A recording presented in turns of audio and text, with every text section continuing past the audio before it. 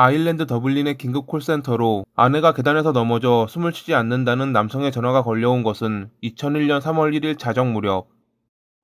I need an ambulance. The wife's had to fall down the stairs. Okay, is she conscious? I don't think so. What can I do? I don't think she's breathing. Okay, can you see her chest moving up and down? No, no. Okay, what's her colour like? Is she blue? Okay, open her mouth, okay? Close off each her nostrils with your other hand. Yeah. Okay, and blow into her mouth. Is she breathing at all? Oh, there's nothing. Well, the ambulance is on. The ambulance is on, folks, so we're also a fire engine on the way out, okay?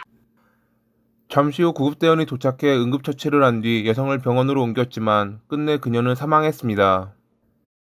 갑작스러운 아내의 죽음에 남편은 병원 복도 의자에 멍하니 앉아 있었다고 합니다.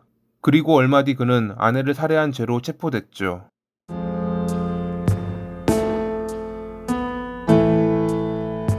19살의 메리가 자기보다 3살 연상인 콜린을 만난 것은 1993년 초였습니다.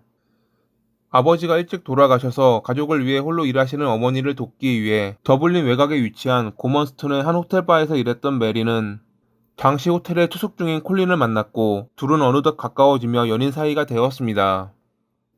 은행 전속 프로그래머로 일하며 안정적인 직장도 갖고 있고 사교성도 좋았던 그는 그녀의 가족들과도 금방 친해졌죠. 여느 연인들처럼 둘은 잠시 헤어지기도 했지만 다시 만나며 사랑을 키워갔습니다. 그러던 어느 날 콜린이 술을 마시고 운전하던 중 사고를 내 상대방 차에 타고 있는 동승자가 사망하는 일이 발생합니다. 이로 인해 그는 벌금형과 6개월의 면허 정지를 받았습니다. 이 일을 겪으면서 그는 법이라는 것이 매우 허술하다고 느꼈을지도 모릅니다. 중대한 범죄치고는 너무 쉽게 넘어갔지만 평소 행실 때문인지 가족들은 물론 메리까지 나무라지 않았습니다. 특히 메리의 경우 그를 매우 좋아했고 푹 빠져 있었기에 어떤 일이 있더라도 그를 떠나지 않겠다는 모습을 보였죠. 2000년 9월 9일 둘의 결혼식이 열린 날, 이날 메리는 기쁨의 눈물을 흘렸다고 합니다. 그런 딸의 모습을 보며 메리의 어머니 마리 역시 기뻐했죠. 하지만 신혼여행을 다녀온 뒤로 그녀가 보이는 이상한 행동에 마리는 당황했습니다. 결혼하기 전 모녀는 함께 쇼핑하는 것을 좋아했는데 신혼여행을 다녀온 뒤로 메리는 마리와 쇼핑을 하러 가기는커녕 찾지도 않았습니다. 그전에는 점심도 자주 함께 먹었지만 다른 약속이 없는데도 불구하고 만나길 꺼려했죠. 어쩌다 겨우 약속을 잡으면 그 자리에는 항상 콜린이 함께했습니다. 당시 마리는 그가 메리를 감시하고 그녀가 그의 눈치를 본다고 느꼈다고 합니다. 분명 둘 사이에는 묘한 긴장감이 흐르고 있었지만 메리가 별다른 말을 하지 않았기에 마리는 넘어갈 수밖에 없었죠. 차라리 이때 딸에게 물어보았다면 어땠을까? 이것은 지금까지도 마리의 후회로 남아있습니다. 결혼하고 6개월 뒤인 2001년 3월 1일 자정 무렵, 아내가 계단에서 굴러 숨을 쉬지 않는다며 콜린은 긴급 콜센터에 전화했습니다. 상담원은 구급차를 그가 말한 주소로 보내며 심폐소생술을 알려주었고 콜린은 그대로 따랐지만 여전히 메리가 숨을 쉬지 않는다는 말만 되풀이했죠. 전화를 하고 15분 뒤 현장에 도착한 구급대원은 이미 창백해진 그녀에게 응급처치를 하며 멈춰버린 심장을 다시 뛰게 하려 했지만 소용없었습니다. 그렇게 메리는 병원으로 옮겨져 사망 선고를 받았죠.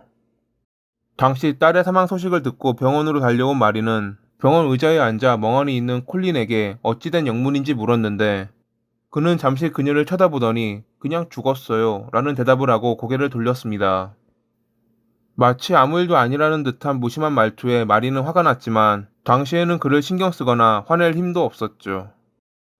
잠시 뒤 경찰이 오고 나서야 콜린은 좀 전에 있었던 일에 대해 설명했습니다.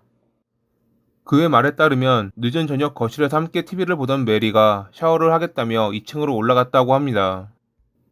그리고 자정 무렵 쿵 하는 소리가 여러 번 나 무슨 일인지 가보았는데 그녀가 의식을 잃은 채 계단 아래에 쓰러져 있어 신고를 했고 지시대로 심폐소생술을 했지만 끝내 그녀의 숨은 돌아오지 않았다는 것이 콜린의 주장이었습니다.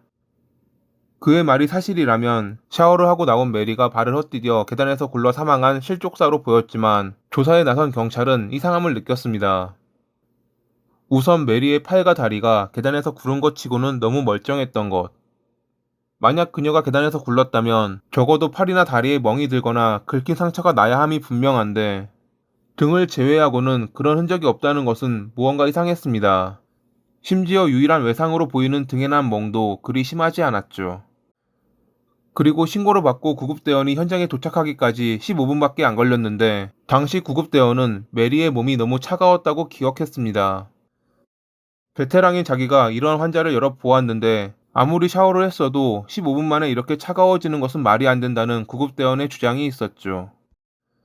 그는 당시에는 급한 마음에 경황이 없었지만 자기가 오기 전까지 심폐소생술을 했다는 콜린의 모습도 이상했다고 지적했습니다. 심폐소생술을 해보신 분들은 아시겠지만 이는 상대방의 가슴 압박을 분당 100에서 120회 강하게 눌러야 하기에 생각보다 힘든 일입니다. 이것을 쉬지 않고 15분 동안 한다면 숨이 차고 몸이 흐트러지는 것이 정상인데 콜린은 전혀 그런 모습을 보이지 않았습니다. 땀 한 방울조차 흘리지 않았죠. 심지어 당시 메리는 코에서 피를 흘리고 있었는데 콜린의 입이나 옷에는 핏자국이 전혀 묻어있지 않았습니다. 긴급 콜센터와 통화 당시 그는 집 전화를 이용했고 계단까지는 거리가 있었기에 왔다 갔다 하면서 통화를 했을 것입니다. 그렇다면 그의 입이나 손에 닿았을 가능성이 높은 메리의 점액이나 혈흔이 전화기에 남아있어야 했는데 확인 결과 아무것도 발견되지 않았습니다. 또한 병원에 왔을 당시 한 간호사는 콜린의 가슴에 나 있는 상처를 발견해 물었는데 그는 심폐소생술 중 메리가 자기를 핥힌 것이라 답했다고 합니다. 하지만 긴급 콜센터 통화 내용을 보시면 그는 분명 그녀가 의식을 잃었다고 했으니 이는 앞뒤가 맞지 않는 말이었죠. 마리의 동의를 얻어 메리를 부검한 의사는 계단에서 굴렀다는 그녀가 머리나 다른 부위에 골절 같은 부상이 발견되지 않자 이상함을 느껴 면밀하게 조사했고 그녀의 사인이 질식사라는 것을 알아냈습니다. 이상하게 목 중앙에는 없었지만 귀와 이어지는 왼쪽에 선명하게 남은 끈자국이 교살의 가능성을 보여주자 경찰은 살인사건으로 전환했습니다. 당연히 그들이 의심하는 이는 남편인 콜린이었습니다. 그는 결혼하기 3개월 전 자기와 메리 앞으로 들어있던 생명보험을 2배로 늘려 40만 파운드, 하나로 약 6억 6천만 원이 넘는 금액을 배우자 사망 시 받을 수 있게 설정했는데 여기에는 하나의 조건이 있었습니다. 그것은 10년 이내에 보험 대상자가 사망했을 경우라는 조건이었죠. 또한 경찰은 그의 컴퓨터에서 질식사, 몇 초 뒤 사망하나라는 등 20건이 넘는 삭제된 검색 기록을 복원했습니다. 삭제된 기록 중에는 4개월 전 그가 온라인 채팅방에서 한 여성과 나눴던 대화 내용도 포함되어 있었는데 당시 그는 아내와 사별한 홀로 사는 남성이라는 거짓말로 여성과 친분을 쌓았고 서로 사진도 교환하며 3월에 만나자는 이야기까지 나눈 상태였습니다. 또한 그녀에게 자기가 아내의 사망으로 많은 유산을 물려받는다는 말까지 했었죠.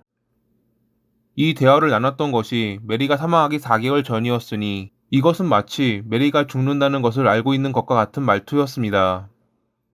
당시 아무것도 모르고 콜린과 온라인으로 사귀었던 이 여성은 경찰이 찾아갔을 때 상황을 설명 듣고 그들을 돕겠다고 말하기도 했죠. 이러한 증인, 앞서 말씀드렸던 여러 정황 증거로 검찰은 콜린을 살인죄로 기소했고 얼마 뒤 체포했지만 그는 자기가 범인이 아니라며 범행을 부인했습니다. 만약 타살이라면 몰래 집에 들어온 제3자가 그녀를 살해하고 본인에게 누명을 씌웠을 거라는 허무맹랑한 주장까지 했죠. 물론 이날 그의 집에 설치된 보안 시스템은 작동한 적이 없었고 누군가가 침입한 흔적도 없었습니다. 가족들의 도움으로 보석금을 내고 풀려난 그는 2년 뒤 열릴 법정 싸움을 준비하고 있었습니다. 보석 조건에는 여권 반납과 더불어 매일 출석 체크 같은 자진 신고가 있었는데 그는 6개월 동안 이를 어기지 않았습니다. 하지만 2002년 5월에 그는 아무런 말도 없이 사라졌죠. 당시 경찰은 그의 차를 절벽 인근에서 발견해 주변을 조사했지만 끝내 그는 발견되지 않았습니다. 차 안에서 발견된 비어있는 술병, 절벽 인근에 버려진 차 때문에 스스로 목숨을 끊었을지도 모른다는 소문이 돌 무렵 그는 스페인의 가장 큰 섬인 마요르카에서 체포됐습니다. 자살을 위장한 도주 생활은 그렇게 1년 2개월 만에 막을 내렸죠. 친구의 명의로 여권을 만들어 마요르카로 도망간 뒤 거기서 바텐더로 일하던 그는 영국에서 휴가차 놀러온 부부와 친해졌고 선물을 보내준다는 그들에게 술집 명함에 자기 집 주소를 적어 주었는데 영국으로 돌아와 신문에 난 그의 얼굴을 본 부부가 이를 신고했던 것입니다. 그렇게 마요르카에서 체포된 콜린은 지문으로 신원이 확인됐고 얼마 뒤 재판을 받기 위해 아일랜드로 송환되었습니다. 2005년 4월에 열린 재판에서 그는 모든 것을 포기했는지 자기가 메리를 살해했다고 자백. 채팅으로 사귄 애인과 만남을 위해 방해물인 메리를 살해하고 보험금을 챙기려 했다는 그에게 재판부는 종신형을 선고했죠.